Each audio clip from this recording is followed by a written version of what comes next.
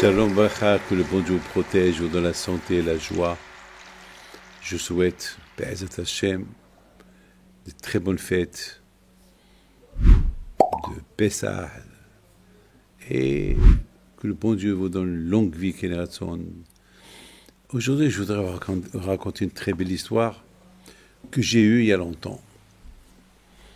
Vous savez, il y a un moment donné, il y a peut-être une trentaine d'années, peut-être un peu plus, j'étais malade. J'étais à l'hôpital pendant 3 semaines. J'ai perdu connaissance. Les médecins, ils ont cru que j'avais un problème psychologique, neurologique.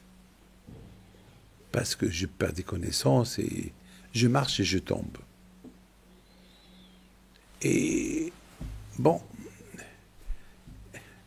le médecin est venu me voir et il y a des psychologues qui sont venus me passer des heures à me parler. Ils ont vu que j'étais un homme normal, intelligent. Finalement, ils ont découvert que, parce que je ne dors pas, mon corps, il avait besoin de dormir. Et parce que je passe des nuits entières à écrire, à recevoir les gens, à voyager, les conférences.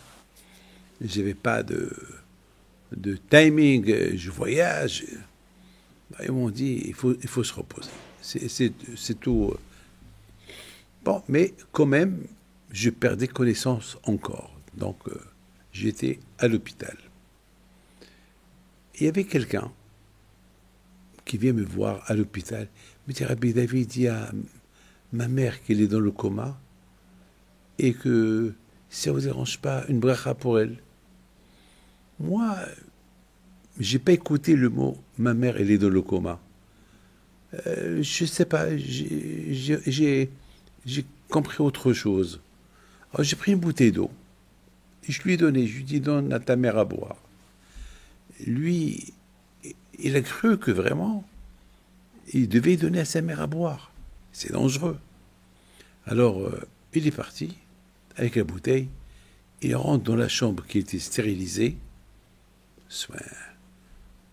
et les infirmières qui le voient, ils le voient en train de vouloir ouvrir la bouche de sa mère, alors que sa mère était attachée avec tous les machines, les fils, le cœur et tout ça était dans un autre monde. Elle avait la bouche ouverte. Et lui, il lui verse de l'eau. Tout de suite. Ils sont venus, ils l'ont arrêté. La police, elle est venue. Et le miracle est arrivé. Elle a ouvert ses yeux à la mère. Elle s'est réveillée. Tout de suite, au lieu qu'on s'occupe de lui, ils ont commencé à s'occuper de sa mère pour lui enlever tout de suite, les médecins sont venus, ils ont enlevé les fils, etc., etc. Quelque temps plus tard, les médecins sont venus chez moi. Ils m'ont dit, c'est quoi? Qu'est-ce que vous avez fait? Je lui ai dit, j'ai rien fait, j'étais pas au courant. Je lui ai dit, monsieur, il est venu chez moi. Il a dit, sa mère, elle est malade. Et je lui ai donné une bouteille de... Mais ils m'ont dit, mais elle n'a pas le droit de boire. Il n'avait pas le droit de lui mettre. Je lui ai dit, je ne l'ai pas dit de lui mettre. Mais oui, elle était dans le coma. Elle ne m'a pas dit qu'elle était dans le coma, je n'ai pas compris. Grâce à Dieu, la fille, la femme, elle s'est réveillée. C'est les choses de la Akadosh Baruch Hu. L'aïmouna, bien sûr. Bien sûr, c'est très dangereux. Même l'aïmouna, il faut être intelligent. On n'a pas le droit de dire à quelqu'un qui est dans le coma, donne-lui à boire. Très dangereux. Beaucoup de fois, ça arrive des gens qui sont dans le coma, et je leur dis, prenez, voilà cette bouteille d'eau, une goutte dans les pieds, dans ses pieds. C'est tout, pas la bouche. Elle est dans le coma. Elle peut s'étouffer. Mais ce monsieur-là, il a eu la émouna. La émouna. Vous savez, la même semaine, j'ai eu une histoire. La même semaine, dans cet hôpital-là, il y avait 2 femmes. C'était la paracha à l'autre, la paracha de la mort de Myriam. Non, la paracha de l'histoire que Myriam, la prophétesse, elle a eu qu'elle a parlé du mal sur son frère, elle a été punie, il a eu la lèpre.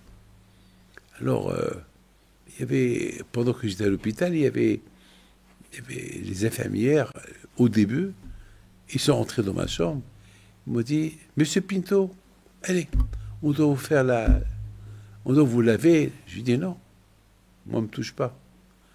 Ils n'ont rien voulu savoir. Eh bien, soudainement, j'ai commencé à leur parler.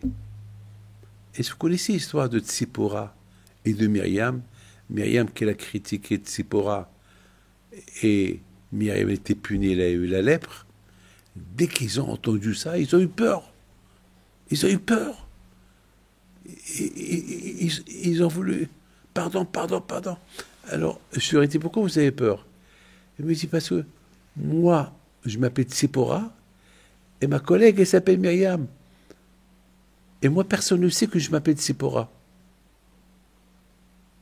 Et vous parlez de la lèpre, vous parlez de Tzipora, vous parlez de Myriam.